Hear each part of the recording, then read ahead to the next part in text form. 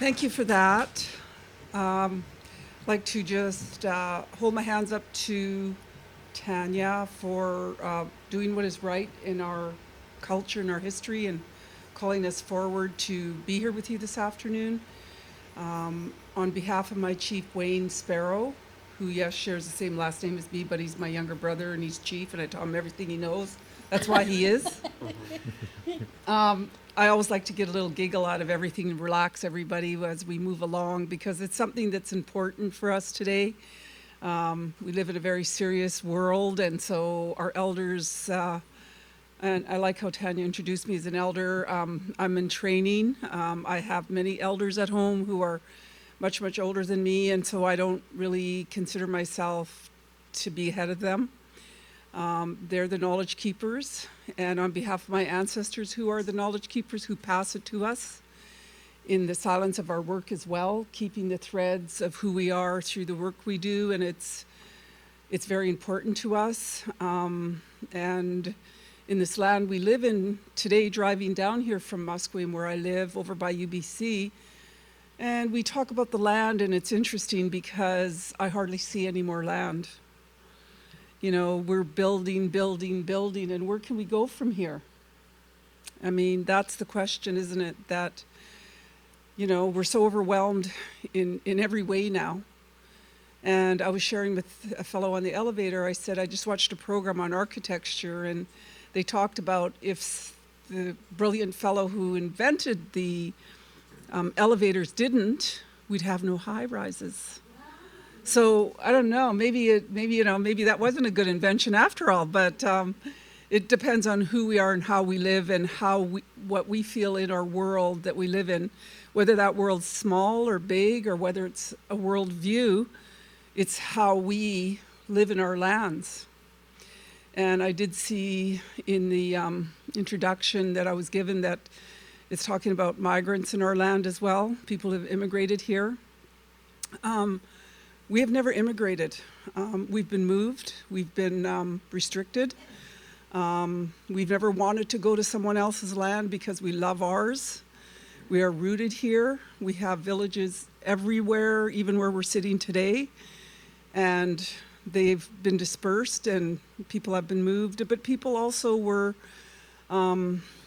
fallen very ill to some of the illnesses that came from Europe. So our numbers depleted. Our numbers also depleted when, after the arrival for 100 years, we were in residential schools, and that's a dark time. It's a dark stain on Canada. And we were actually treated worse than if we were an immigrant. We still are today. We have a lot of work to do. And that's part of why we come out today and we have discussions, and we are always, I don't want to use the word honored, but to know and acknowledge that people in the city of Vancouver and out throughout Canada now are recognizing that there were people here. We've always been here, we always will be here. And so that's what's important for all the new people that come here and leave your own lands for whatever reason or situations you had, that as Indigenous people, when the first ship arrived here in 1791, just not off by where I live, it was Captain Vancouver's ship. And we welcomed him here. We allowed him to come ashore, and after about 3 years, he went back and forth, and after the third year, he wasn't allowed to come back, because he was given direction by his superiors that he was too nice to us. And so they started sending the people who would eventually do what they've been doing for 200 years, or 150 as they call. We currently had a situation where the Queen passed, and we have now a controversy amongst all Canadians as to whether we honor that or not. And all of the countries who fell under her reign feel similar in their lands. And you know, it's really interesting because in my travels, in hearing and listening to all kinds of information that come in, a king in the 1700s and 1800s said to his people, his royal armies, when they went out into the world, he said, wherever you land, respect the laws of the people. That's what he said. But did they? No, they didn't. And so they didn't even listen to their own laws. Laws that are created to diminish a people, any people, are not laws. They're a framework for crime. And a crime has been committed in Canada, and we need to look at that, and we need to make Canada accountable for what they've done to our lands. And that's a far stretch. We've only just begun, and we will continue to work towards a way in which we as Indigenous people can now reach out and take responsibility for ourselves, for how we want this to look in our own lands. And we have much work to do. So I think you're going to have a discussion about that. I've known Margo for some 30 odd years now, Margo, and she does a lot of good work in the city, bringing people together, telling stories, valid, important stories. And all of us in this land that we live in today have stories. All of you have stories. And that's what life is made from. And this weaving that I'm wearing today, I always make the original hand spun, hand woven at home. And then we bring them to produce them into a commercial line like this one. But I always like to refer to all of us. Every one of us in this room are weavers.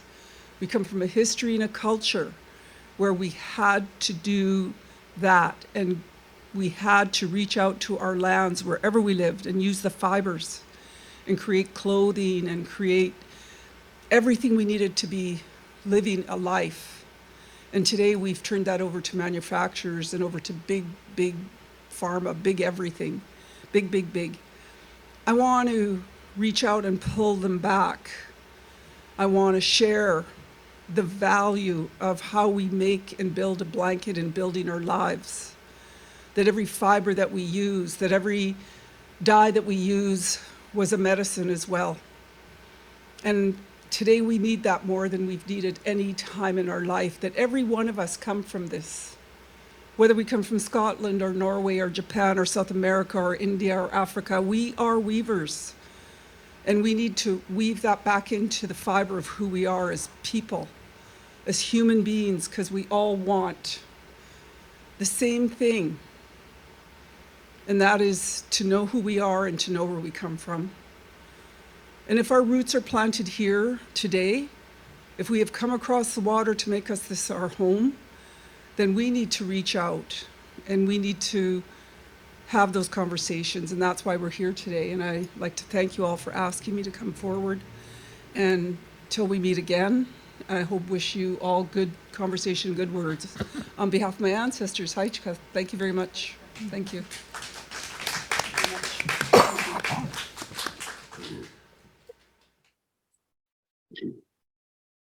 Thank you, Debra. Thank you so much. Thank you. Thank you.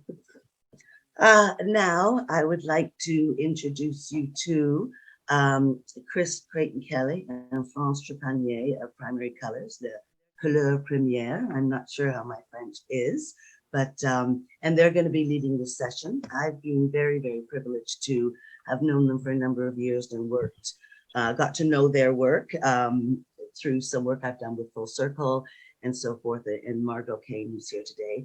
I think you can see their bios. They're very accomplished and esteemed, and so I am very deeply privileged and thrilled that they are here to share what they have and the knowledge that they have. So I give it over to you, please, Chris and France. Merci beaucoup. Thank you. Thank you, Tanya. Thank you, Debra, for your very powerful words. Thank you for setting the table so beautifully for us to have this conversation to do today about the realities of being on the land and being landed. Thank you also, Tanya, for the invitation, and Western Gold for the invitation to have this conversation today. I'm an artist of Ghanaian, Gihaga, and French ancestry. My family's originally from the Tiohtià:ke, Ganawagi, Chateauguay region back in Quebec, or the land called Quebec. But today, Chris and I are speaking to you from the beautiful territory of the Sanic people, more specifically the Tsikam First Nation on Vancouver Island. We're just a few minutes from the Salish Sea, and it's a beautiful, gorgeous day. So we're happy to be joining you from here today. Welcome, everybody. And I can see behind Shafana's shoulders there that there's only a few people in the audience. And having done many, many presentations and performances over the decades, being an old man that I am now, I've come to understand, and it's partly from Indigenous people that have taught me this, that like I've done a performance for one person and for 65,000 people and everything in between, that the audience that's there at a given moment is the right number of people. You are the right people to be in this room with us today. So thank you very much for coming, and we appreciate your presence. Briefly, I'm going to just explain what's about to happen here as briefly as I can. France and I will give a presentation for about 20-25 minutes. Then we will introduce our roundtable colleagues, because I want to introduce them just before they speak, rather than introduce them now and then everybody forgets who they are. So I will do it, or we will do it that way. We're not going to have questions and answers from the plenary, because our experience has taught us that it's better when people speak in small groups, and given the size of the audience, maybe there'll just be one small group. There's 17 people. Oh, there's 17 people there. Okay, well, I'll leave that to the folks in the room to figure that out. The one other thing I would like to say is that we're going to be reading from a sort of performative presentation that we do. And normally we're quite far apart when we do it in person. It has a little more theatrical elements to it. So please forgive us if it looks kind of weird that we're reading like this, but it's because we're doing it on Zoom and because this is the way we all live right now.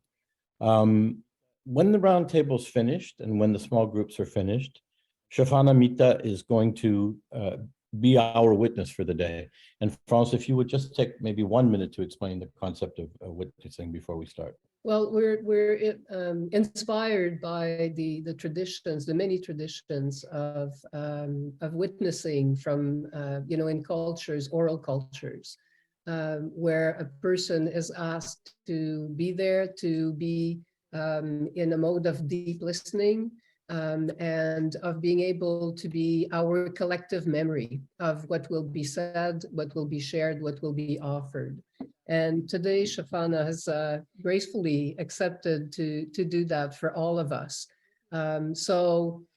Traditionally, she could, witnesses can be called to recount an event, to be the storyteller of an event many, many years later. But for now, Shafana today will do the listening and will bring back to the group at the very end the essence of what she's heard today.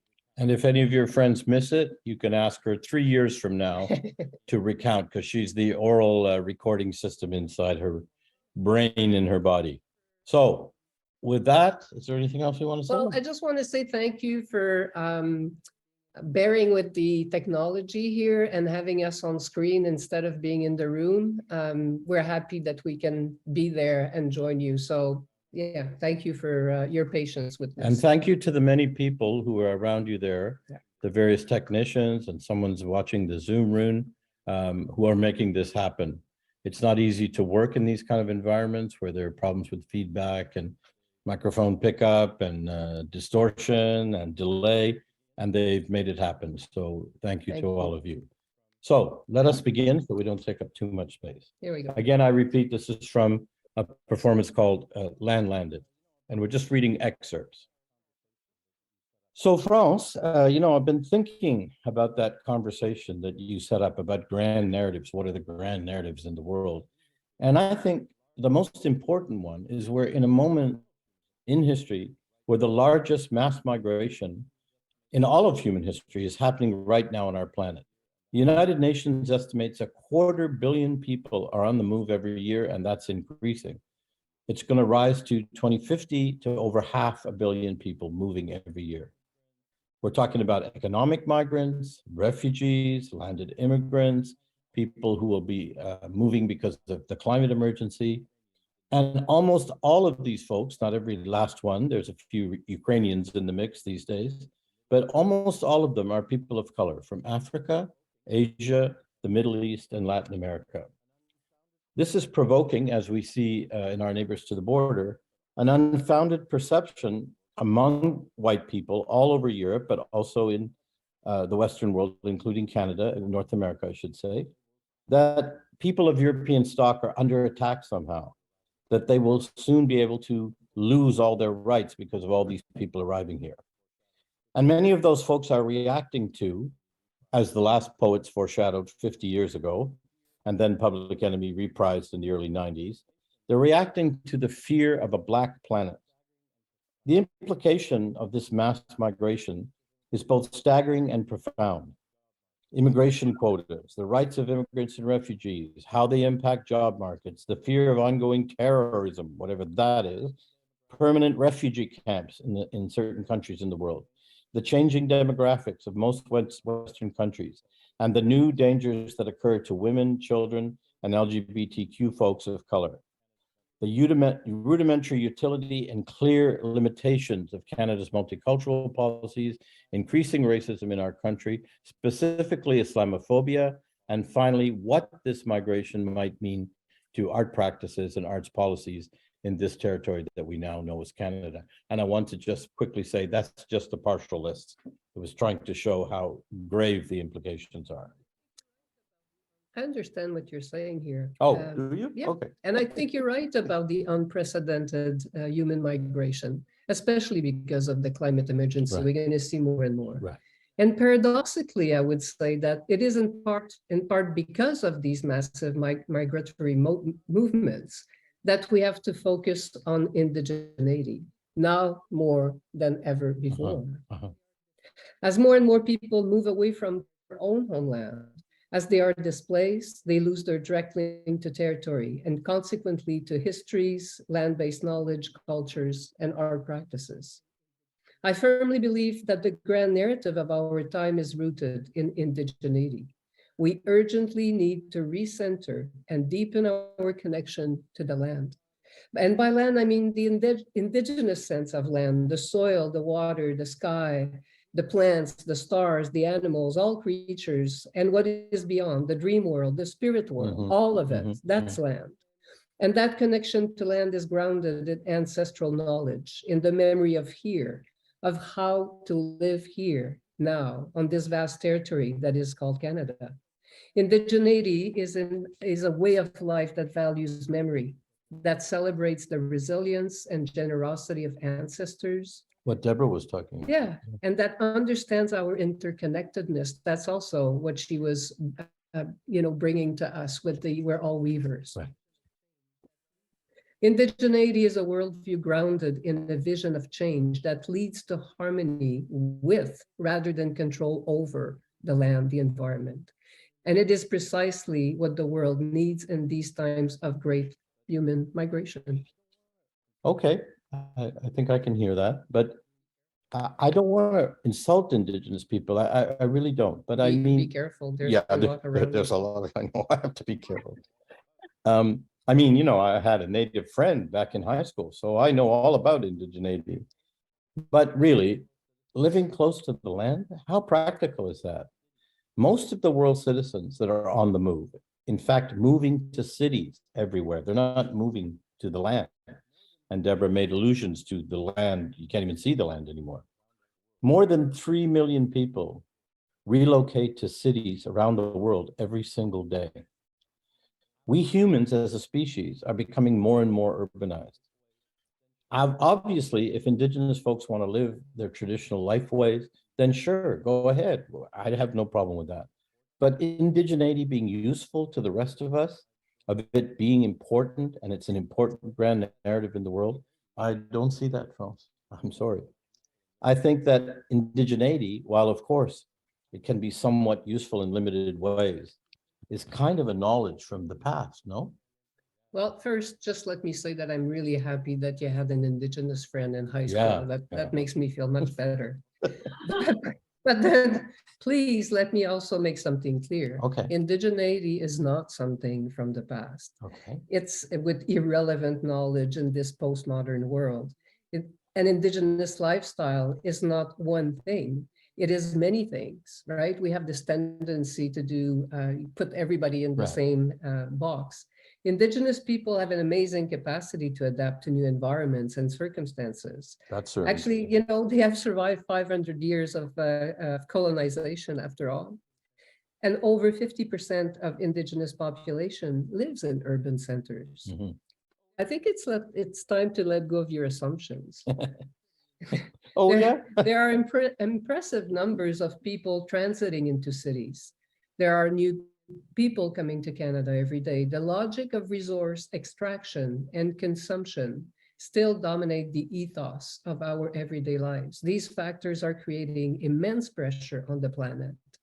Indigenous environmental and cultural knowledge can guide us in adopting more sustainable Yeah, practices. I can do see that. And I see the point about indigeneity connected to environmental concerns. In fact, I would say that's very important.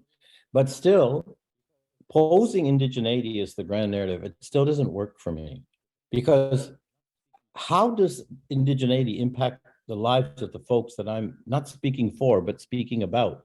The movers, the people that are moving, folks that are fleeing war, violence, rape, religious hatred, famine, persecution, either based on gender or gender fluidity, or even those that are simply just seeking better economic prospects for themselves and their family. These folks on the move, mostly of color, are the forgotten residue of 500 years of colonial domination, of the forced rearrangement of their homelands, nations, and of their cultural identities, and the resource extraction and cultural appropriation that exists today in contemporary neocolonialism. These folks, to me, are like colonial chickens coming home to roost. To me, this is the largest, and it's increasing every day, human migration, and it is the grand narrative of our time. I don't really want to argue with you about this. I just want to keep bringing us back there. Well, my answer to you would be it all goes back to the land, Okay. you know, one way or the other. Why are so many people leaving their land, their country? Would they leave if they could live in peace? If they could freely enjoy artistic and cultural expressions? If they could provide for their families? If they had access to education, to well-paid employment? Making human migration the grand narrative of our times is focusing on the effect, not the cause. The grotesque wealth inequalities and the corporate control over what are, in actuality, common resources like water, land, plants, minerals, are what is creating the conditions that drive So migration. it's the cause is what you're saying. Dealing with underlying causes is complex, it's challenging, right? It's big, it's systemic. This is why it's easier to focus on the symptoms, I think. Still, I think we are at a juncture, a turning point, because we're witnessing a phenomenal resurgence of Indigenous cultures, including customary and contemporary artistic practices. The call for actions from the Truth and Reconciliation Commission and the discovery of the graves in the Indian residential schools have been really a wake-up call.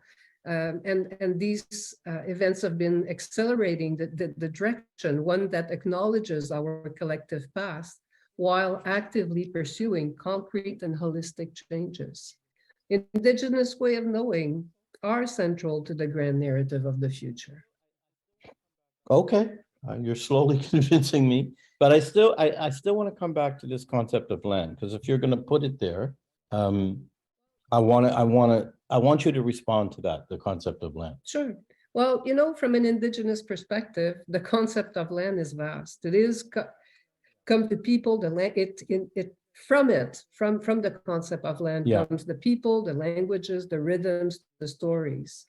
Indigenous art forms are connected to the land as well, obviously, in their materiality, in the continuum of their practices, in their connections to the spirit of the land. They inform us of where we've been and where we are, and they ground us. Indigenous arts are unique to this land. They exist nowhere else, That's right? an important point. This is the motherland. From Indigenous people, the idea of land is also associated with the stealing of land, sadly, with histories of displacement on the land, of broken treaties about land, of interminable land claim negotiations, and of resistance to extermination of Indigenous land rights. Yeah, I'm starting to see it. You said an important word a couple of minutes ago, and just now again, the word homeland. For migrants, they do have a sense of land, perhaps overlapping with what you speak of, but also in another sense, which is to say that the idea of land is central, and it can be apparent in every culture. It's not just Indigenous culture. Because the land, as you just said, it influences language, culture, food, jargon, worldview, and ultimately art forms which have developed. The other sense of this word, and that's the place I'd like to just emphasize for a second, is the word homeland. As you said, for Indigenous people, land is homeland. For migrants of all types, land becomes homeland. It becomes a kind of memory of homeland because it kind of becomes like home as a mythic space. It's something they remember, sort of. That's why so many immigrants, especially first generations, but also second generation, hold on to the facsimile lifeways of the homeland: food, music, argot, dress, jargon, dance, and visual signifiers. Yet now, when they step foot here, they must also deal with land as a landed, the new territory under their feet, with new ways of knowing, new smells, new activities, new idiomatic expressions. And for lots of folks, this is an ongoing, continuing struggle to be who you are, and at the same time to find a way to fit in the face of ridicule and racism against you. Learning the history of Indigenous people on this land is imperative, yet somehow it's often overlooked by immigrants of color because they have other concerns. I understand the challenge, actually, the many challenges associated with that, but how can you make your peace with the idea of landing in a country that has such a troubled history of cultural genocide, of displacement, starvation, indeed of legislation, the Indian Act, intended to terminate Indigenous existence? How do you land there? You know what? I don't really have an answer to that. It's a good question. And I will say this about the many people of color that I've worked with, that I know, that are my dear friends, that are colleagues. I don't think they don't care about that. I just think, depending on their situation, there are other more pressing realities. I also think that is changing as we go forward for the reasons you stated. And artists, especially Indigenous artists, are playing an important role, both in situations like today that we're in, but also in their actual art practices. Artists of color know about the lasting damages of colonialism. After all, they've been part of it. And the systemic racism that has been embedded in all of Canada's institutions. So even if it's a kind of naive solidarity, there's a natural compassion for and connection with Indigenous people. It may be ignorant of Canada's history in many instances, yes, but is usually more open-minded and with the willingness to understand. There's less of the defensiveness that you get from Eurostock people because there's little or no guilt. If you've just arrived here, you didn't create this situation, but you are living in it nevertheless.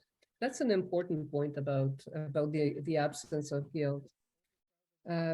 You know, for Indigenous community with no running waters, overcrowded, moldy houses and crumbling schools, high levels of poverty and suicide rates, especially among young people, the welcoming of immigrants and refugees can be hard to understand. Yeah, you know, that's the flip side of The what you're pressing talking realities, about, yeah, right? The yeah. pressing realities on the other side are the difficulties.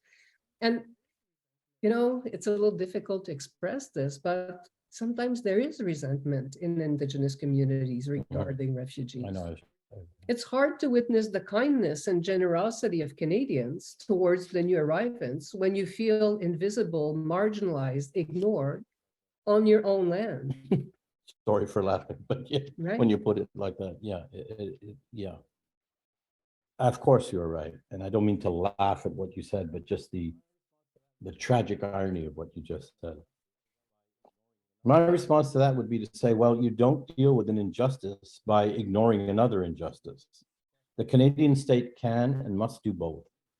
And the real question for me is, why are Indigenous realities mostly invisible to us? I think there's a number of answers to that.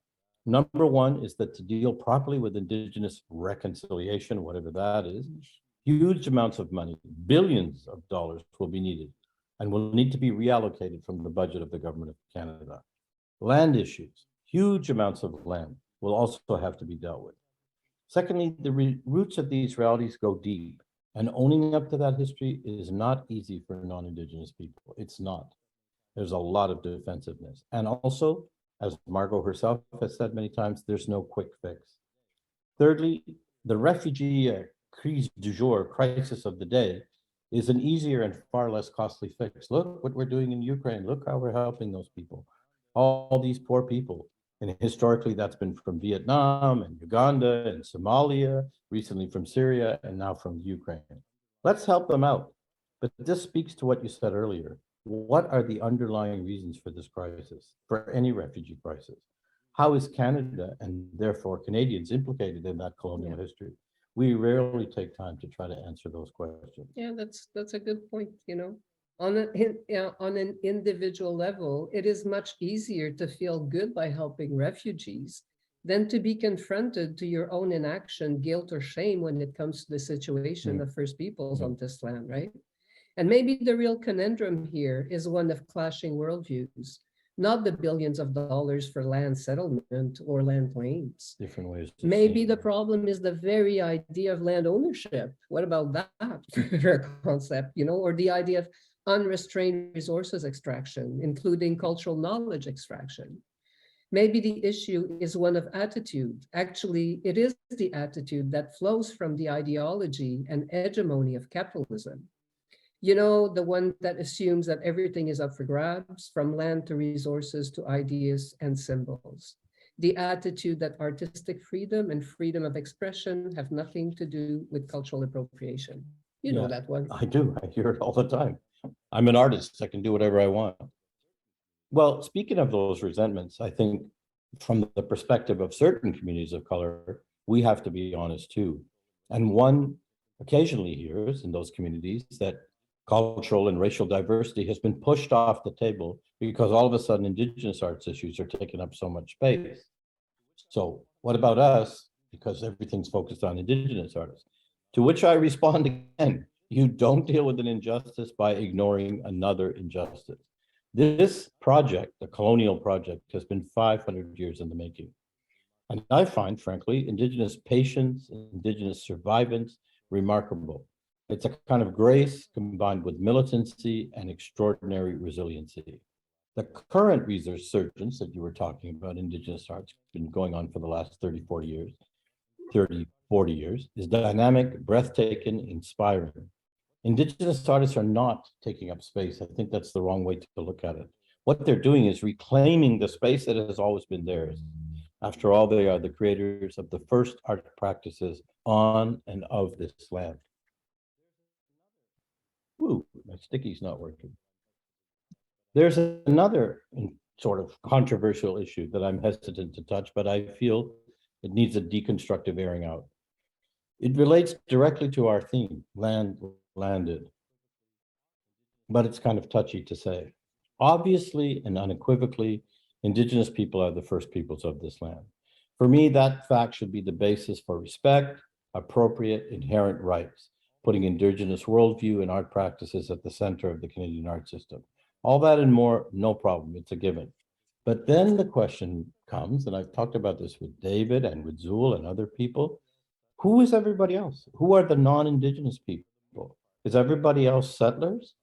That's a contentious division. For the most part, with a few notable exceptions, people of color arrived to the territory long after the settling had been enacted. Generally speaking, we are not settlers, nor are we usually descended from settlers. We benefit from all of that. We benefit from the settling, but you know, although not in the same way, artists of color have also been marginalized by the Canadian art system with their so-called ethnic or folkloric or traditional, sometimes even primitive art forms. So if we do hope to recenter a kind of Eurocentric art lens, let's squeeze it from both chronological perspectives. Those here before all the settling, read destruction, land grabs, cultural genocide, swindling, etc., that took place. And those arriving after most of the settling took place. Yeah. Yeah, it is complicated, right? Sorry. Layers of complication. These people are waiting for simple answers. Come on. Yeah, but you know, I will not be a spokesperson for all Indigenous people, obviously, on this contentious issue. I can see all sides of the question, and I understand the urgency to recognize Indigenous rights, respecting treaties, honoring the cultural knowledge of the land.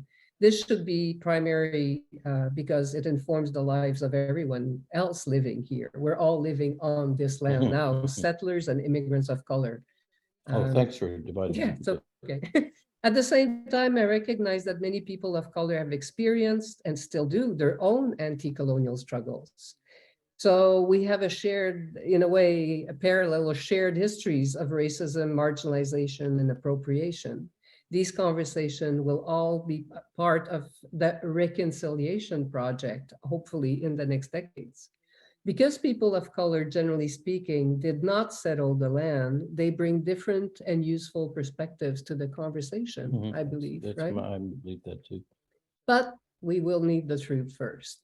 And I think that the truth and reconciliation really try to emphasize this idea. But the truth is sometimes really hard to come by or to face. We need the whole truth before reconciliation can take place. What is the real collective story? The displacements from homeland, the dishonest treaties, this extinguishing of rights, the assimilationist policies, the starvation strategies, the cultural genocide, right? And secondly, what is the real personal story? Because it's not just the collective story. There's something about our own personal story. And as uncomfortable as it can be, it is a necessary step of the process. Canadians will have to learn, I think, to be more comfortable with discomfort. In primary colors, Couleurs Primaires, we call that generative discomfort. You know, speaking of reconciliation and discomfort, this is kind of a term that I'm not comfortable with, because it seems to me that to reconcile something, say a human partnership, you first have to have conciliation, a moment when things were okay, when they were together, when there was an equal relationship based on transparency, leading to trust, and then somehow it breaks down. But I don't know when that conciliation was, really, if you look in history. There were moments of genuine partnership between colonists and Indigenous peoples, but mostly they were fleeting. This is one of the truths that you just talked about. We have to have the truth first. The people living on this territory cannot reconcile easily without tracing Canada's history properly and honestly. Trust cannot be based on lies, or worse still, platitudes about, oh, that's all in the past. We're so sorry for what we did. Let's move on. We live every day with the past in our present. Yeah. Okay, let's wind this thing up, shall we, Franz? Taking it as an argument, as a conversation, as a theory, all of this can be useful, and that's kind of what we're doing here today. But we do need to seek something deeper, more complete, more interconnected, that can weave, as Debra said, our discourses and our realities together, rather than counterpose them as opposites. Walking around the tree to see all the perspectives that point forward. Let's try to communicate in a way that is at once holistic, heartfelt, and ultimately ethical. Well, you know, we're speaking to an audience sitting in a theater right now. Okay. And I think that artistic language can be in that realm. Okay. And as we both know, you know, elder and scholar Willie Ehrman calls this way of relating to one another the ethical space of engagement. He says that the ethical space is formed when two societies with disparate worldviews are poised to engage each other. This partnership model of the ethical space holds the potential to create new currents of thought that can overturn archaic confrontational way of interacting. So talking about art then, and getting rid of this concept of, you know, the Western art is the only art, and to decenter the European art forms, because we think of them, or have historically thought of them, as universalist and therefore superior. How can Willie Ehrman's ethical space be used to confront the historic racism which is inherent in all of this? How do we negotiate an artistic landscape that offers artworks from so many traditions, so many cultures who are all here on this territory now? How best to present these artworks? How best to understand them? How best to receive them as audiences? What are the implications for theater history, for resource sharing, for policy in the arts? Of course, we don't have the answers. Maybe we'll let the audience deal with the Well, answers. good plan. To go back quickly to, the reconciliation right. process as we're, coming to a close on Okay. this conversation. Something that is not going to be solved as part of, I think that this idea of reconciliation is something that has not been solved by this idea of the, Canada 150, the celebration of right, Canada. right. In fact, one could say that the celebration is the very antithesis of reconciliation.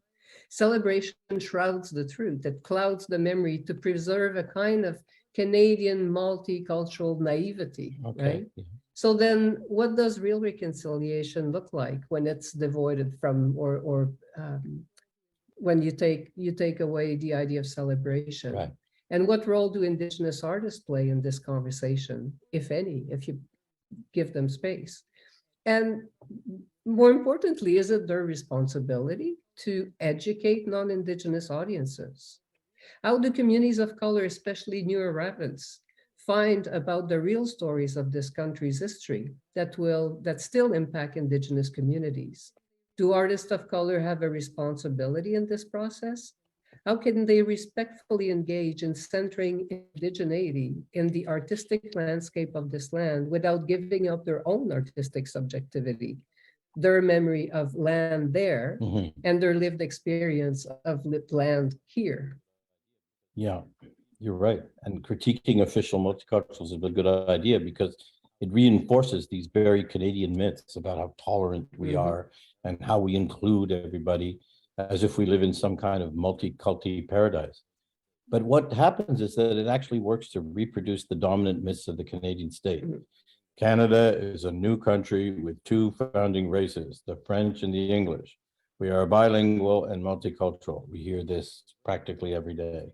In this formulation, of course, Indigenous people are erased until some sensitive bureaucrat takes another sip of coffee from their eco mug and says, whoa, whoa, whoa, what about the natives? And then they're added in or included into the policy. Talk about insulting. This is the frame that really needs to be jettisoned. We need to listen to the creation stories of Indigenous people, and we need to talk about new creation stories. They're urgently needed for the territory called Canada. Any serious reconsideration of where we are must put Indigenous artists, their history, their practices at the center. And artists can be exemplars in imagining these new creation stories, both as historical facts, but as new mythical spaces. I agree. And this idea of that Canada as a new country that is inclusive, that includes Indigenous people, is, in my view, totally misguided. Yeah, you're right. It is Indigenous communities that have historically been welcoming. Actually, Debra was mentioning that how, that when the first ship arrived, they were given permission to come to land. And there's a long tradition of caring, of sharing, of gifting in Indigenous cultures. It is the Indigenous people of this territory that have done the including. Once visitors are in your house, it is your responsibility to look after their well-being. Indigenous people have done that with newcomers for a long time, like 500 years. Sharing food, medicine, knowledge, even sharing land. It is that generosity that got us into trouble in the first place, I think. With the first settlers. And yeah, with the first settlers. But that spirit of generosity prevails today. And I'd like to close with the words of journalist Betty Ann Adams that explaining about the new immigrants of color. Betty Ann is Métis. She's Métis. Yeah. And she says, anyone who is not Indigenous is living on land that was stolen from our people. Those with white skin have no right not to welcome those people when we do. This was our land, and you are all welcome, and we will continue to honor the treaties, and we beg you all to do the same. Thank you.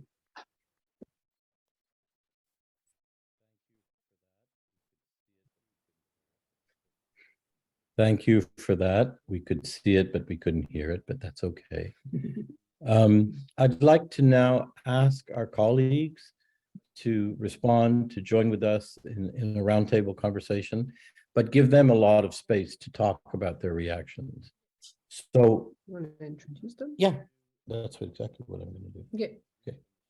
So I'm not going to do what is commonly done at these events, is read from the same piece of paper that you all have, Margo Kane, just to say this: they're all distinguished artists and representatives of their communities, especially in the arts community. They all have a long history of accomplishment, all three of them. So I won't go into that. But when we were thinking around to like, okay, who would be the right people to respond? And we had a list of 10, 15 people. It suddenly went like a eureka light bulb that why don't we ask folks that we've worked with for a while and that were part of Primary Colors in a kind of oblique way, and then returned to Vancouver and started a group, which David so lovingly called them Primary Colors Chapter Vancouver at one point, and it has evolved into, and their first project was called Done with Diversity, and now has evolved into absolutely its own thing. It has only a tangential relationship to Primary Colors, and they refer to themselves now as Cultivating Kin. And these three folks are members of Cultivating Kin, so they have a history with each other as well. And the first of these three folks I'd like to introduce is Margo Kane, who, as your little piece of paper will say, is the artistic and executive director of Full Circle, but she's much, much, much, much more than that. She's a person who's been in Vancouver for decades and has, as Debra said, done a lot of incredible, valuable work. She's an elder in training for her various communities that she works with, and it's an honor to have her here today.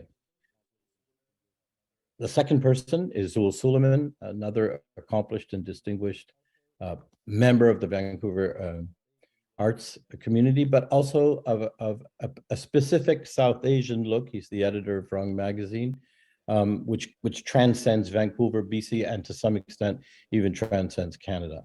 Rung magazine has been evolving now over the last 30 years. And if you've never checked it out, I strongly recommend you do. RUNGH, Rung. He also happens to be, as part of his distinguished life, an immigration lawyer. So we asked him for that reason as well. And David Ng, well, what can I say about David? Anything that you can imagine that David could do, he's already done it. Multi-talented, multifaceted artist and thinker and activist. When he sends an email, he lists his affiliations like many of us do. And David's go on and on and on and on because he's affiliated with so many projects. He's finishing his PhD at UBC. He's a strong activist in the community, an articulate spokesperson for his generation. So I would like you all to just give a warm welcome to the three of them. And before that happens, I'll just ask Margo to respond first. So we can be quiet for a minute. All right, so let's welcome them.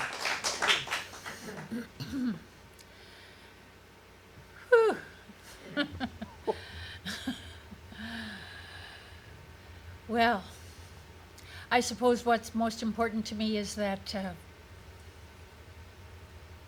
across Canada, in all of our Indigenous communities, there are a variety of perspectives culturally because of where those Indigenous communities reside within their territories.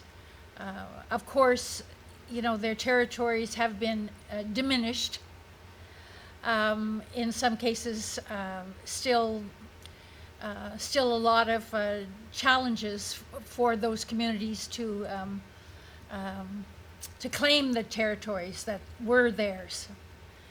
So we're living with this situation where some territories have been successfully reclaimed or are in the process of it, and there are others that are still challenged with that prospect. When I think of all of the migrants and refugees and people, I was just looking at the news the other day, and I again realized I'm living in a little bubble. here in Western Canada of my own making, but also because where I've chosen to exist. I have kin who live in Alberta and Saskatchewan as part of Métis settlements. I have a lot of relatives that have no land base whatsoever, are not part of any settlement. They've had to assimilate in order to preserve themselves and their families. When I went looking for some of my relatives, the most Indigenous thing they still do is go hunting for wild game at a certain point of the year. So the disconnection from our lands and the territories that we inhabited have profound results after all of this time still. And so how do we continue to uphold a sense of belonging to a territory and a land when we are not able to we're not able to be in the territory, we're not able to gain sustenance from the territory through hunting or fishing, or we're having to battle every step of the way to have those have certain resources that were naturally part of our territorial existence. I see out in the world, as I said, I feel sometimes I'm in a bubble because I'm seeing the world news, and it's frightening. It's sad. It's what are we to do with all of our relatives that are fleeing uncertain situations and war and famine and climate change? Like what are we to do in the face of that? And I have, of course, no answers, but I am aware that from where I sit, it concerns me. It concerns me. We as artists, we have supposedly the opportunity to share those stories and confront the situations in society through our art. And still, the reason that I formed Full Circle First Nations Performance was to give voice to all of those Indigenous artists that did not have a stage, did not have a platform to share their art and their stories and those things that impact their communities. And also, we're also in the situation where we want to share those stories with our own communities because we know that they are the ones that will, with us, hopefully be able to inspire change in the world, change in our own peoples, change within our own young people coming up, that together we will have to face these challenges and find ways to lift our own people up, lift others up, to face some of these challenges that are starting to visit us in our own smaller territories. Someone said to me, non-native person said to me, maybe the immigrants to this country, maybe they need to work within First Nations in their territories.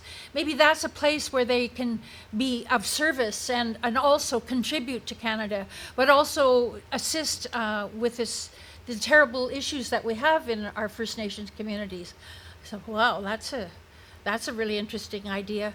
But it is really, what is happening with Canada now is there are a lot of people that have no idea who the First Nations peoples are and the territory that they're asked to settle in. So there's a real disconnect there. And I suppose that's an area that we really need to confront our government and how they are going to reconcile with Indigenous communities. What are the various ways that can assist our communities in building towards building some capacity within their own small communities, some ways that First Nations experiences and perspectives can be shared with people who are coming to this country. Certainly for many years now, working with young, small groups in the company, it used to drive them crazy that people come here and they hike and they bike and they sail and they do all of these things. They have no idea whose land they're hiking and cycling and biking and mountain climbing and skiing on. Like all of that revenue and all of that goes into where? There's this kind of disconnect in our Western society between all these marvelous activities and things that we can take part in, but there's no grounding in whose land are we actually utilizing. I don't know how many endeavors have been started or tried to start on Indigenous sacred territory. We got a ski hill up in Sun Peaks, north of Kamloops, was a sacred territory. You know, there's all kinds of examples where our own government and our own developers have not in the past honored the Indigenous people in the territories, their territories, and how they utilize those territories. So a lot more listening has to happen, but also what is it that we can inspire our communities to consider? How do we work with each other? How do we bring an awareness about the importance of the land to our peoples? It's not just because, it's not just a transactional relationship, which Western civilization is all about. And so we're battling this in many different ways. I mean, we're having to deal with capitalism, for goodness sake, consumerism, the whole thing that everything is worth money. And that's its value, without the understanding that for First Nations, it's an intrinsic value to have land, to be nurtured by the earth, to be grateful, to put your tobacco down when you hunt for an animal, and you thank the spirit of that creature for giving you the food that will nurture your family.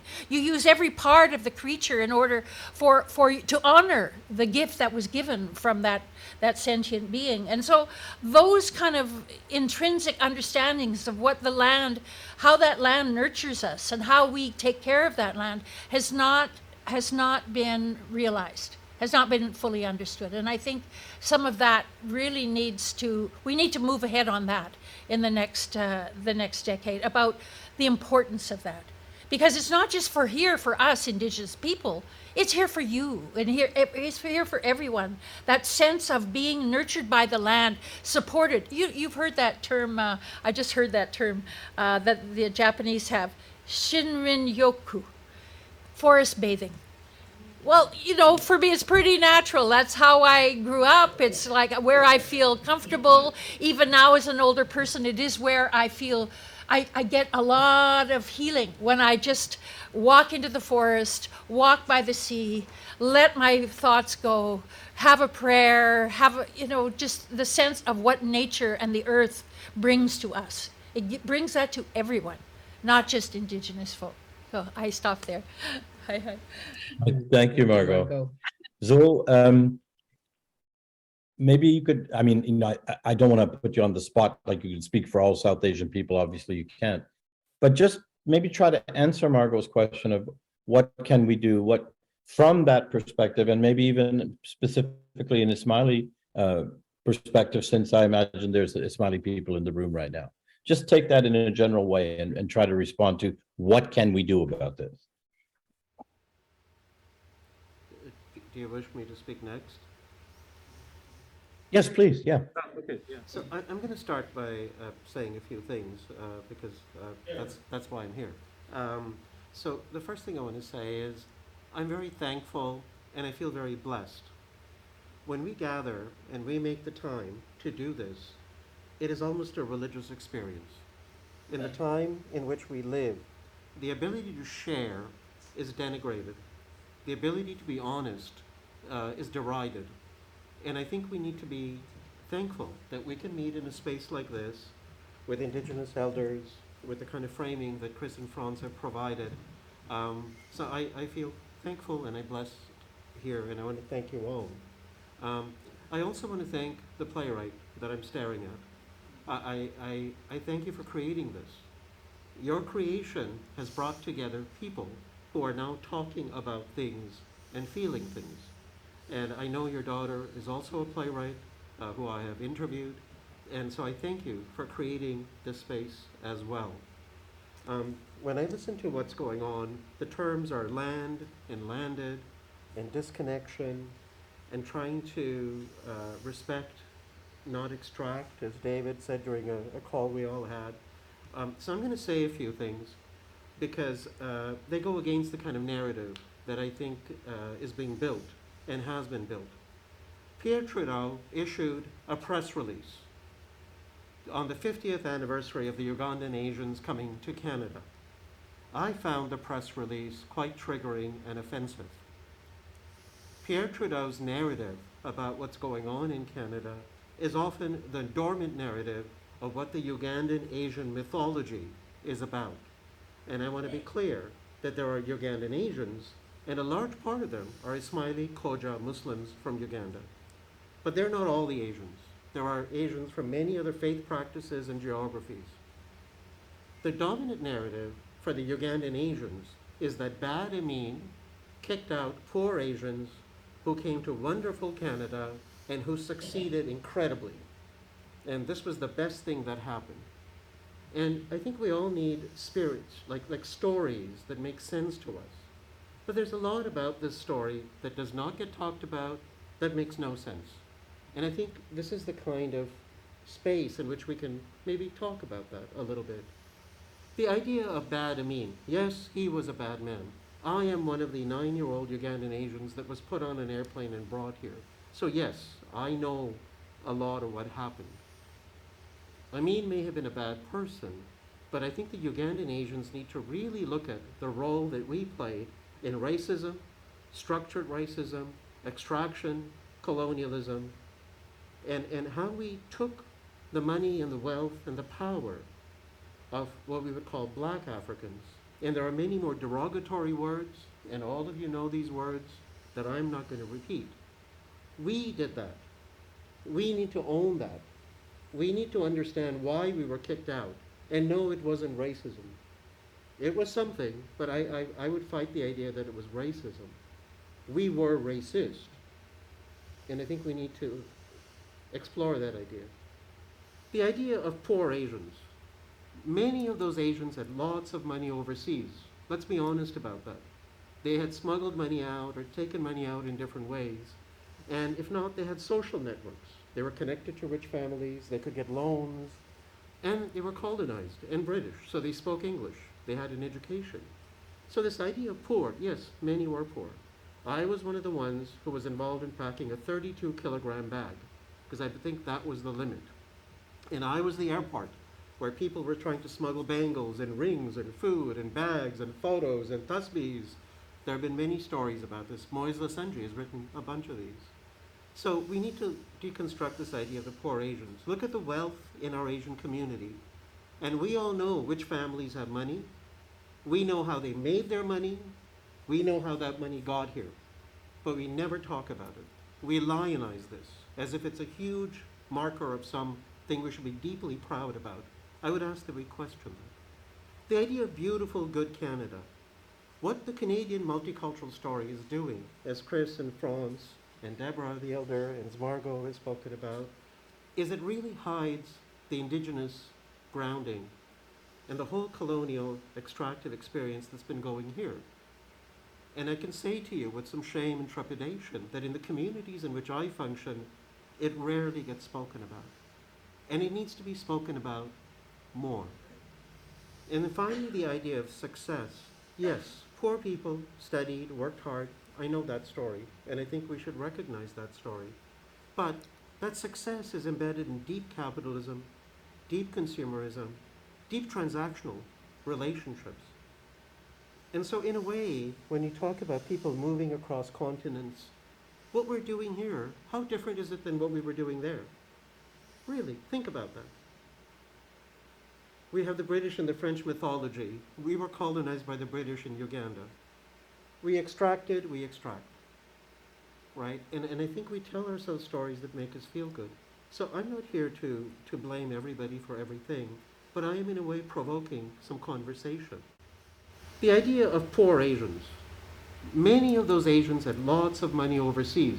Let's be honest about that. They had smuggled money out or taken money out in different ways. And if not, they had social networks. They were connected to rich families, they could get loans, and they were colonized and British, so they spoke English. They had an education. So this idea of poor, yes, many were poor. I was one of the ones who was involved in packing a 32-kilogram bag, because I think that was the limit. And I was the airport where people were trying to smuggle bangles and rings and food and bags and photos and tasbihs. There have been many stories about this. Moise Lasenji has written a bunch of these. So we need to deconstruct this idea of the poor Asians. Look at the wealth in our Asian community. And we all know which families have money. We know how they made their money. We know how that money got here. But we never talk about it. We lionize this as if it's a huge marker of something we should be deeply proud about. I would ask that we question that. The idea of beautiful, good Canada. What the Canadian multicultural story is doing, as Chris and France and Debra the elder and Margo has spoken about, is it really hides the Indigenous grounding and the whole colonial extractive experience that's been going here. And I can say to you with some shame and trepidation that in the communities in which I function, it rarely gets spoken about. And it needs to be spoken about more. And then finally, the idea of success. Yes, poor people studied, worked hard. I know that story, and I think we should recognize that story. But that success is embedded in deep capitalism, deep consumerism, deep transactional relationships. And so in a way, when you talk about people moving across continents, what we're doing here, how different is it than what we were doing there? Really, think about that. We have the British and the French mythology. We were colonized by the British in Uganda. We extracted, we extract, right? And I think we tell ourselves stories that make us feel good. So I'm not here to blame everybody for everything, but I am in a way provoking some conversation. We need to explore this and break it down a bit more and speak honestly to it. And in the middle of all that, I recognize there was trauma, pain, loss, recreation, and a lot of trauma. I get that. But I think we need to be more honest about the conversations we're having. So I'll stop there. Thank you, Zool. And it goes to the point that before any of this can really begin, we have to tell the truth. And David, I know you're an expert on Uganda, so I'm going to pitch you. No, I'm going to link what Zool said to my question for you, which is this idea of immigrants coming here and they're super successful, and then that leads us to kind of the model minority that you and I have talked about before.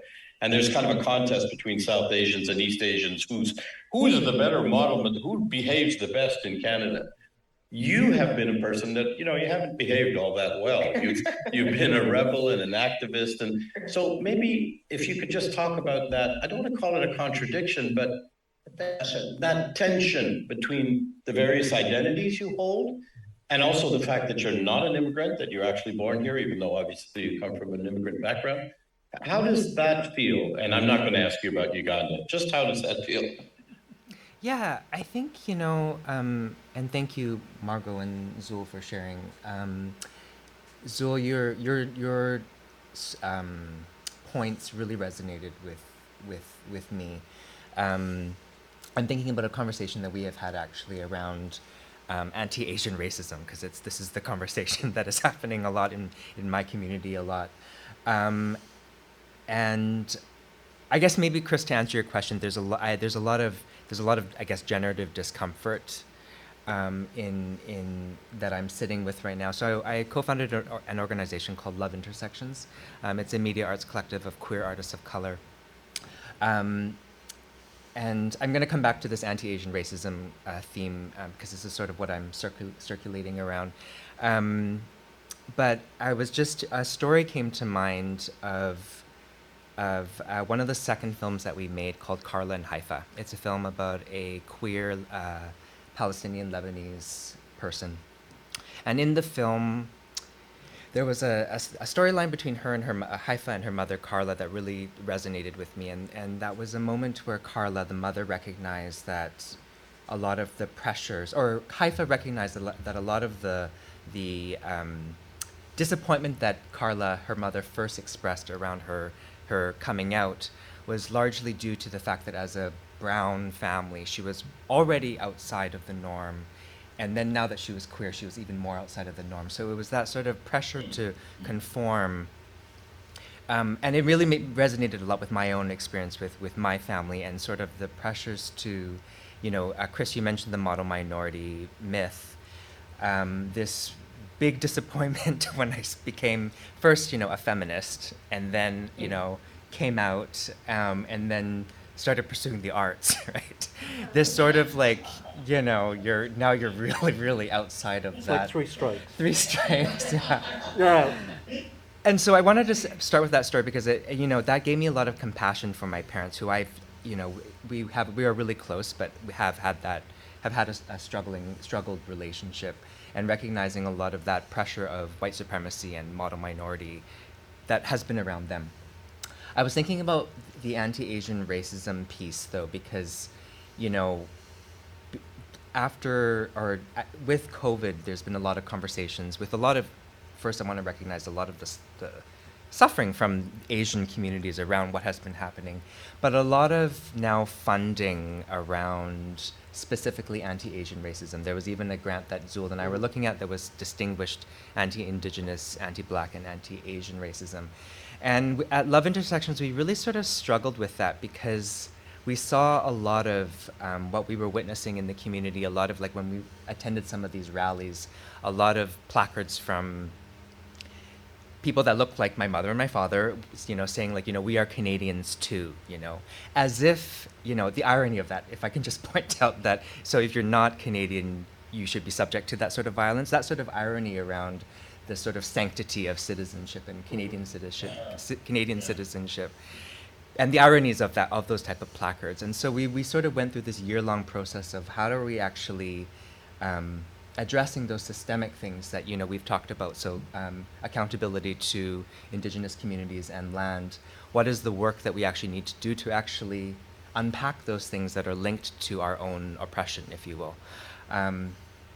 Yeah, I think I'll leave it at that. That sort of has been the thing that I've been most pressingly, you know, faced with, as, you know, as an organization, Love Intersections, that is focused on doing anti-racist work.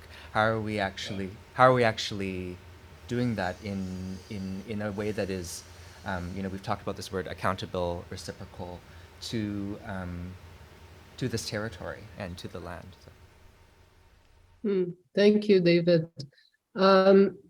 Listening to you three and thinking of Debra's first comment about we all have stories. We come from here with stories. We come here from other places with stories, and I'm listening. You know, like I'm looking at the tension actually between our collective stories, the one that you just talk about, Zool, and well, the three of you actually did. So those myths that we kind of create for ourselves, and in Canada, I think we're really good at that. We're really good myth builders, and so we have these collective narratives, and it's a way often of not having to take personal responsibility, right? And even thinking of, okay, this is systemic, this is so big, this is, you know, it should be the government that takes care of that, or we should have a legal frame to take care of that. So I'm thinking, going back to some of the ideas we were trying to explore in Land Landed, what is our personal responsibility? Yeah.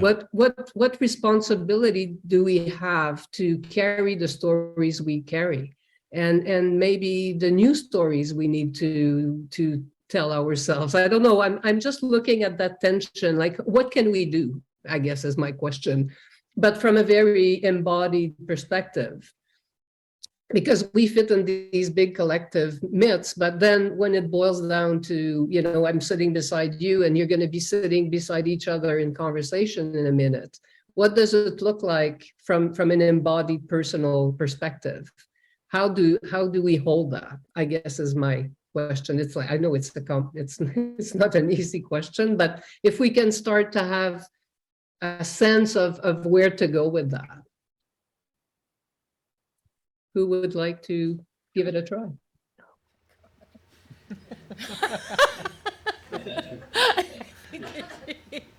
Well, well, I guess who's counting? Who's counting? Who's looking around? I mean, and judging us all for our lack or our, you know, what we've got going for ourselves. How woke are we? I think it's always ourselves, really, ultimately. I think one has to take responsibility for oneself. I could say, yes, I would like to put several notes in several suggestion boxes to the people that are governing us.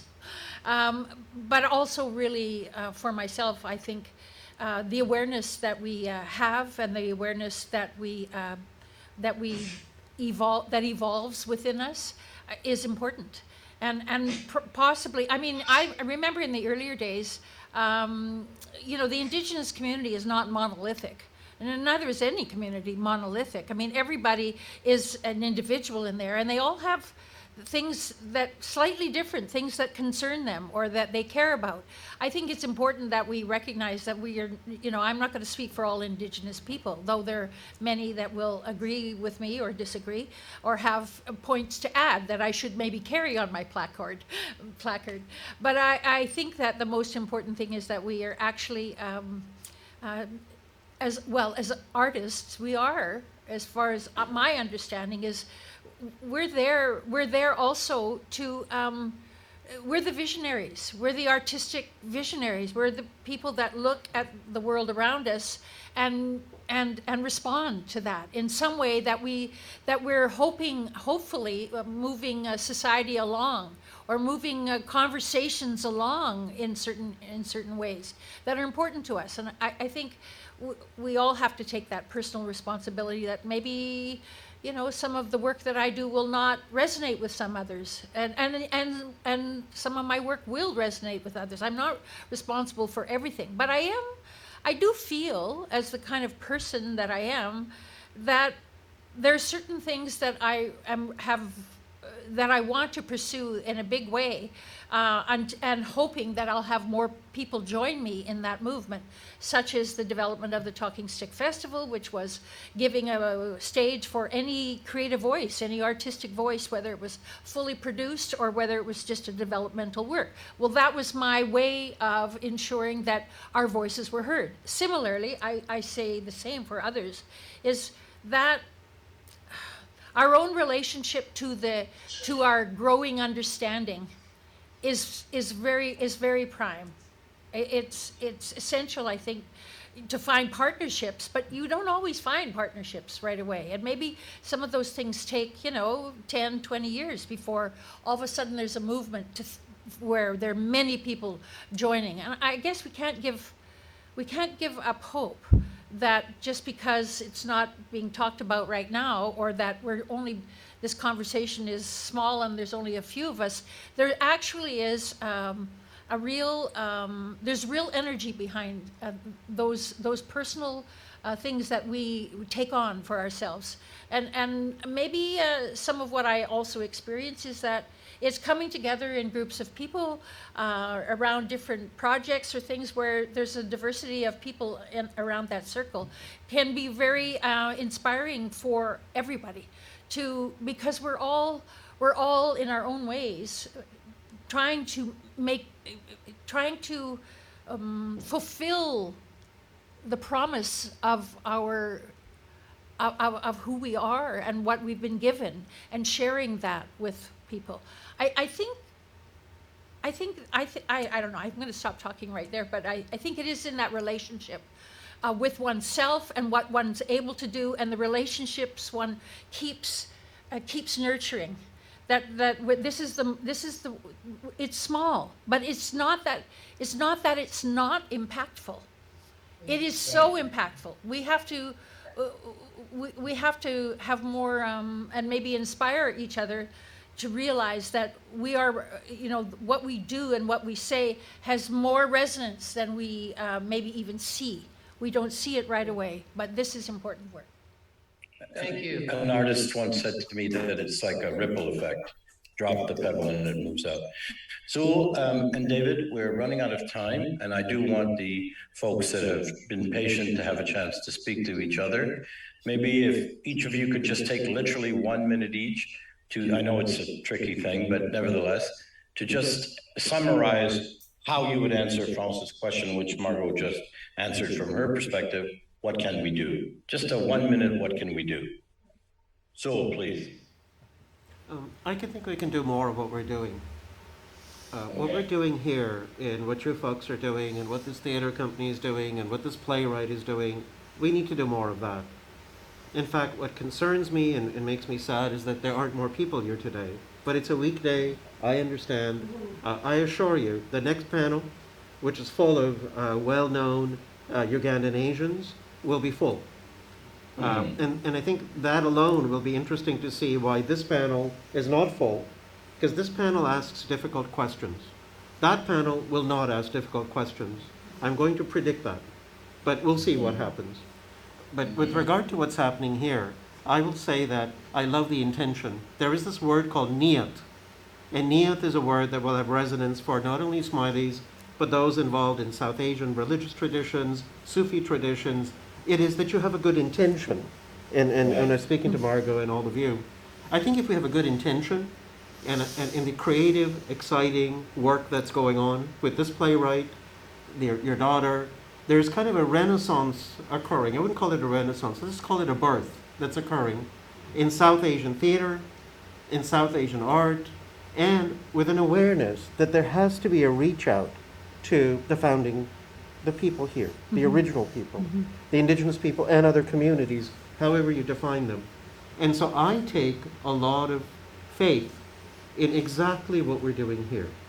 Because if we don't do this, I don't think we can move beyond the kind of repetition of what's been going on in the past. So I thank you all. Let's stop repeating the myth. Thank you, Zool. All right, David, you have 10 seconds. Go. A quick story that's coming to mind about what we can, and holding story and how we can move forward. My dad went traveling, and I have been since in my early 20s been trying to talk to him about colonization and whatnot and model minority stuff, and I grew up in a fundamentalist Christian home, and that matters for a reason in a moment. But he went on a tour in the U.S. and he came home and told me the story of basically the part of the tour was going to a reservation, and he had met, I think honestly for the first time, had a conversation with an Indigenous person for the first time. This was like 3 years, right before COVID. And he learned, he really heard, I'm gonna say not learned, he really heard the story of residential school and the impacts of colonization. And it also cracked open for him religion, Christianity, and the whole model minority myth. And so my dad over the past few years has kind of gone through this journey. And Yeah, what's coming to mind. I'm thinking of that story because a lot of, as I mentioned before, this sort of my frustrations with some of the ways that anti-Asian organizing has been happening that I've been witnessing. There's this type of, I love this term. It's called boba liberalism. So boba like bubble tea. Boba liberalism, of this really type of like very like, we experience, look at our, bubble tea, it's a very sort of liberal idea of we are diverse, Asians are diverse too, and we also experience this type of racialization. And so sort of my, as sort of facetious as I am sounding right now, what I'm also thinking about is like holding those stories and experiences as well, but also holding those to account. And so holding those stories, and also as maybe this is my community's way of entering into conversations and organizing around these deeper issues that we've been talking about today. So holding that sort of space, those stories, and those discomforts that France, you were talking about. Actually, what I hear from all three of you is we need to begin. We're just beginning, and we need to do more of this beginning. And one of the ways to do that is to break into smaller groups and let the audience speak to one another. The three of you are welcome to join the small groups if you want to. If you don't, that's fine as well. So I'd ask those folks in the room that we're working with to break up the audience members in whatever way is appropriate, and we'll return back to listen to Shafana as the witness in, say, 18 minutes from now, at 8 minutes to the hour, because I also want to respect that we need to leave the theater. Thank you, the three of you. Thank you very much. What it shows actually is how deep it all is. And we haven't answered anything today, really. How complex it is. Yeah, we've just posed the questions. Thank you very much, the three of you. So good luck, and we'll see you back at 8 minutes to the hour.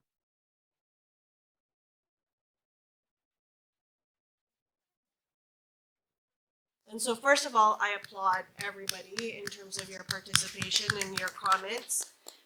Huge responsibility you've given me, folks, in terms of recapping. So in terms of what we've heard, some of the comments really around being moved, Margo, especially by what you had mentioned about being nourished by this land. And those words specifically really resonated with almost everybody that was in the room when we had this conversation. And just thinking into practice around Stanley Park, for example, looking in the areas that we live in and have the opportunities to enjoy, which reminds me, I think I'm going to have to go to Stanley Park after this conversation. Recording in progress. Oh, I don't know what happened. Are you there, folks? Chris? Yeah. Okay, perfect. So, that sense of feeling nourished by this land, Stanley Park was an example of which, used to be a village in the past. Currently living in this city, there's a lot of noise that's out there. There's a lot of noise, a lot of distractions, a lot of people in terms of congestion.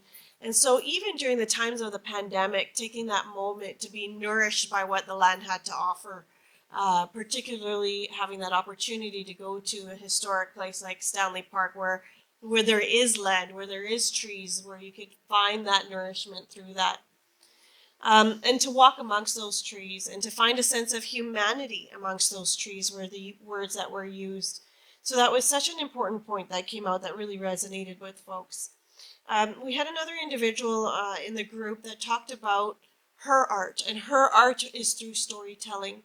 And so being here, it really resonated to her at a personal level.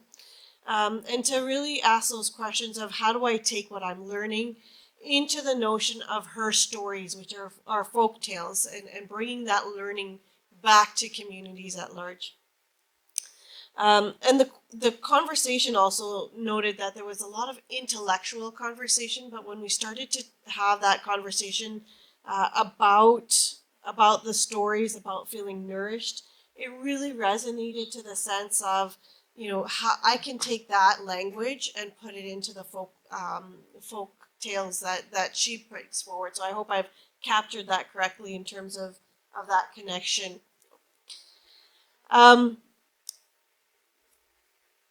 folks had identified that we all have a responsibility to take care of this land.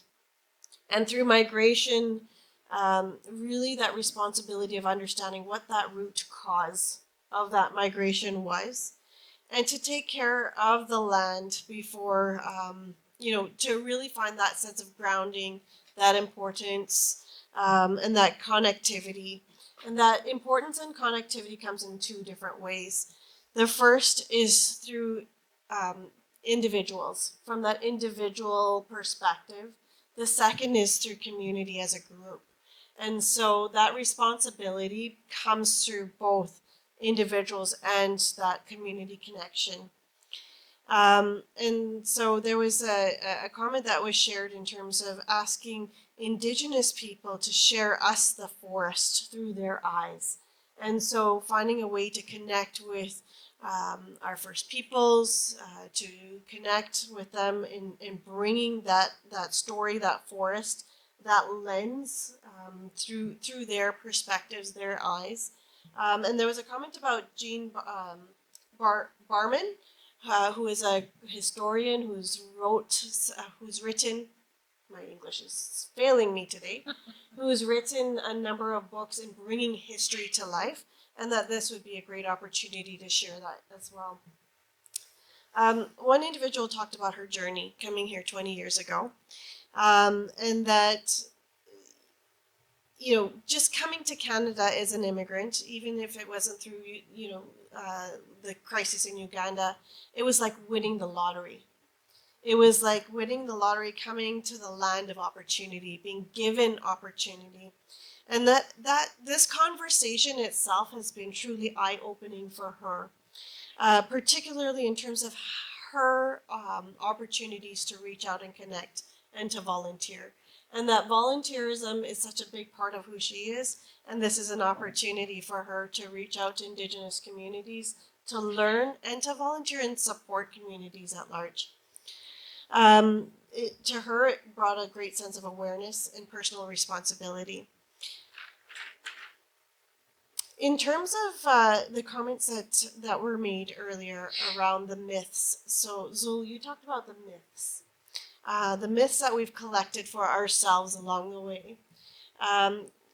The conversation connected in terms of Canada being a place of opportunity and where those myths had come into place with that, and extracting our personal experiences and what we've gained. So when we stop to think about Canada as a land of opportunity, especially as immigrants to this country, this was a connecting point of what did we actually gain through that opportunity, and how are we sharing that? And to then, once we've had that opportunity to extract from personal experiences and gains, look at it through the lens of indigeneity, where there was a lot of eye-opening awareness that came through in terms of that fixed notion of the past. So, Chris and France, when you were talking about that notion of indigeneity being this fixed notion of the past, and that it really isn't. It's that image, that mental image that comes to mind when we think about indigeneity. I think you've really done a great job, and folks here have thought that you've done a great job in debunking that myth. So thank you for sharing that. But it also gives us the opportunity to question. It gives us the opportunity to open ourselves up for understanding. And to also look at those that are accountable and responsible in our education system to create more openness and knowledge through that education system.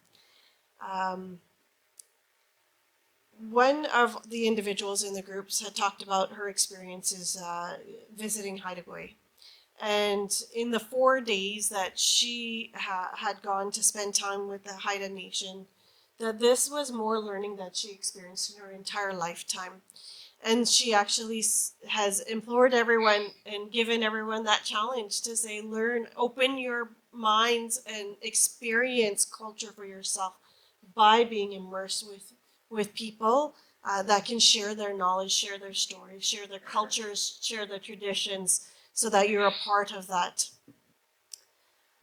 There was point in terms of stories are from our past, our ancestors, and they connect with, so having the opportunity in terms of understanding our ancestors that were here as part of settlers, understanding how they have come across through the First Nations people, through our, or how they have come across through our First Peoples that have been here, in terms of how do they experience them, how do they know, or what do they recollect of the stories of the past, so that when we talk to our Indigenous people, that there's an opportunity to hear from their perspectives, not just from the journals that have been kept behind, from stories that have been shared by our ancestors that were here before us. Really, really interesting points that came across in terms of what education grandparents have received versus what education our grandchildren are receiving. And that, sorry, Chris? Nothing. Oh, okay, awesome. I'll mute. No, all good, all good. So in terms of that, think back to the original exposure that some of the grandparents had received, particularly as we think about some of the individuals that have come from colonized communities overseas. So in this case, for example, when we look at the East Africa as a whole, the stories of the past were from a very specific convention, from a very specific connecting point, and the education systems. So when they came, when you think about South Asians that were colonized in India, when they had gone to East Africa, then there was colonization happening there, and the impacts of the stories that they learned were about Indigenous people, particularly, was around cowboys and Indians. And the comic books, the what they saw in terms of movies, this is the exposure that these, especially a lot of our grandparents, received in terms of that connecting point. And so coming here, having that opportunity to really engage with Indigenous people, to be able to hear the stories of the Indigenous people, to be able to connect in with the actual reality of what Indigenous people have gone through, and not through that lens of that British comic book series or British stories through movies and through playwrights. These are the things that are really critical to connect us to the roots that are here. And that when we talk about stories of our lives, interpretations change as a result of that. Interpretations of what we were raised with change based on various perspectives. And so it's so important to learn about our world, to learn about our Indigenous people through various lenses. We know that Indigenous people have been colonized in many places around this world. And so continuing to open our eyes and understanding the impacts on the Indigenous people here in Canada, Indigenous people that were colonized through various Commonwealth countries that exist around the world, and going back to the roots of the Indigenous people of that land, and educating ourselves is critical. This team could have kept talking. I mean, we wish we had more time for this conversation, but I think that what came through very loud and clear was that great sense of learning that came from today's session, and how they're going to continue that learning going forward, and bringing the stories that were brought up today through their connections, through the communities at large in which they live with and connect with their networks, their families, their friends, and continuing these stories to go forward. So I thank you all for entrusting me with this very important role. I hope that I did you justice, but thank you again for this great conversation. Thank you to our moderators. Thank you, Chris. Thank you, France. And I'm going to turn it back over to Tanya to close us off. Thank you, Shafana. That was beautiful. Is it back to me? Is it back to me? Okay. I know we have to wrap up. You can all hear me, I hope, even if you can't see me. So I'm going to say, I know we have to wrap up and get out of the theater, but I wanted to say a couple of things. So thank you for this conversation. I want to say thank you. This is for me where it starts with just a conversation and having our ears open and hearing from people. So I want to thank Debra for coming and placing it on the land for us and framing it and setting it up so beautifully. Chris and France, thank you from the bottom of my heart. You bring so much knowledge, so much kindness, so much. I learn from you all the time. And so I'm thank you for leading this. Margo, Zool, and David, thank you for your candor, your honesty, your perspectives. Thank you. Shafana, thank you for coming from Edmonton and witnessing for us and helping us through all of this. I have to really thanks, and I have to say thanks to the Western Gold team. This whole Zoomy thing, technique thing is just not my jam, and we're learning it. And so I have to say a real personal thank you to Glenn, to Steve, to Jay, to Antonio, to the volunteers, to Nazreen, and to Rose, who made the beautiful food. Really, really, really, thank you. And most of all, to all of you for coming and participating. It starts here, I know that. I've been very privileged. I'm going to share a couple of things. Very, very privileged, and I've said this many, many times, to work with the rock star layer sitting in the middle there, Margo Kane. And I've learned a lot from her over the years. So I'm going to share just two things. One is that I've been lucky to go out in the canoe with Bob Baker from the Squamish Nation. And when he said, we're all in the canoe together, that's for me the lesson, right? We all have to get in and paddle together and listen. So I thank Bob and I thank Margo. And the other thing Margo taught me was about space. And space is not just a physical thing. It is it is space that, and so I hope everybody takes the space to think about what you've heard, to just chew it over, to think about it, just think about it, because this is where we have to go. And finally, to France, who said something else to me that resonated, that this is cardiac work. This is not work of the head, it's work of the heart, and it's cardiac. And I take that with me. So I hope you all take that with you, and thank you. And I hope we have more of these. I'm so sad I couldn't be there in person. I really would have loved to have been there in person. So I raise my hands. I thank you.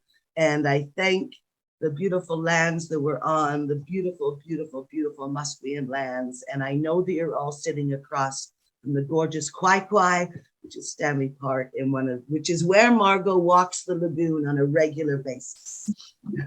So thank you. Off you go. And you should have my email. Any questions? I'm here. And let's do this again. Thank you. Bless you all.